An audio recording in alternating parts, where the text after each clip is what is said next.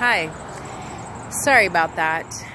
I was out on my walk, as you know I do, and in my neighborhood we have what I believe the city calls a basin, and I can't turn around, or turn my camera around, but I'm going to turn my phone around so you can kind of see what I'm talking about, because you'll see, and I apologize if it's hard to hear me, there's a plane flying over, but you'll see like it's this basically just like this huge grass field, right?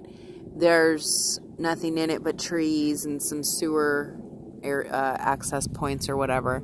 I hope that you can see this chair right here, because what it is, if you can't really tell because of the sun, is a chair, a leather chair, but with a desk on top.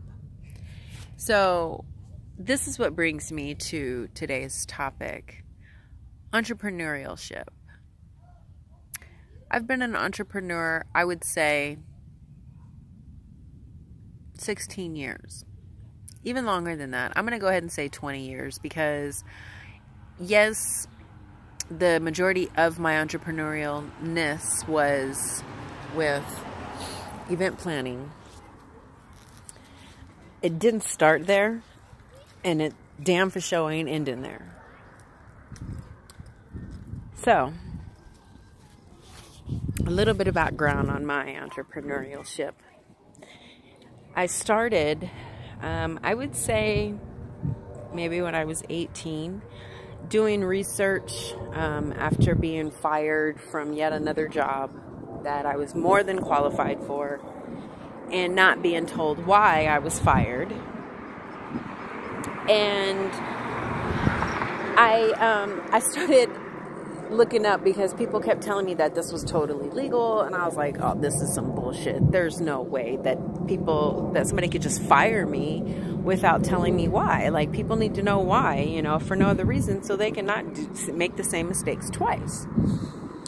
But in my research, I find that within the state of Arizona, it's an at-will to work state, which means that you enter employment at will 90% of the time. There are, you know, positions where you're under contract, you know, and you're guaranteed employment for that particular time, or tenure at a college, you know, stuff like that. But for the most of us, we're at-will employees, which means that we enter at will. It also states that, and I quote, your employer could not like the color purple on your shirt and fire you. And it's perfectly legal. And of course, because purple is my favorite color, that shit stood out to me like a sore damn thumb, because I was like, what in the fresh hell? So I was like, okay, no, I can't be allowing the system like this to possibly fuck up my money. I'm trying to do things, you know what I'm saying? Like, nobody wants to be broke living with their mama for the rest of their life. You know, that ain't fresh. That ain't cute. So I was doing, you know, I was like, well, what can I do that, you know, I want to make sure I'm legal. I don't want to do anything illegal. Having worked at some telemarketing call centers and whatnot, I had been scared straight, if you get my drift. And I wanted to make sure that it was legit. I could make some good money. I could do it in addition to a full-time job. So I tried, you know, many different things. Virtual assisting, personal assisting, remotely, like all these different things. You know, I had energy consulting and, you know, all of these different names, because I could never figure out I could never figure out my brand. Then, when I was pregnant with my son, I was at a friend's wedding, and it was going horribly wrong. And I just kind of stepped in, because honestly, I am a control freak. And was like, oh my gosh, this is her big day. I have to make it right. So that's what I did. And that's how I fell into event planning, and have had a successful 16-year career in the field. I've done probably about 2,500 events ranging from weddings to birthday parties, bar mitzvahs, bat mitzvahs, funerals, corporate events, training, everything.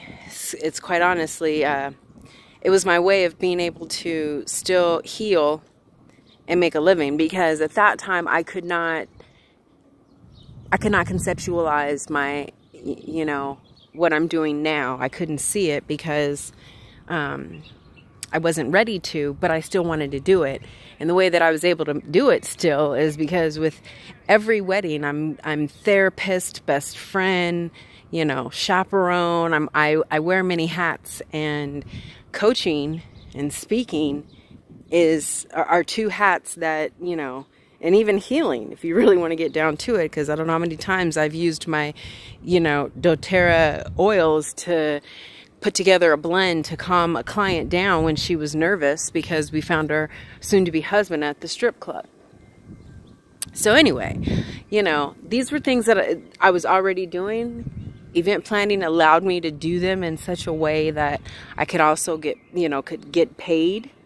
And it gave me a brand. And that brand, I rode that brand all the way up until about a month ago when I finally made the transition after my schooling and everything is coming to completion. And amongst all of that, I was able to have a child, continuously, move forward within my education.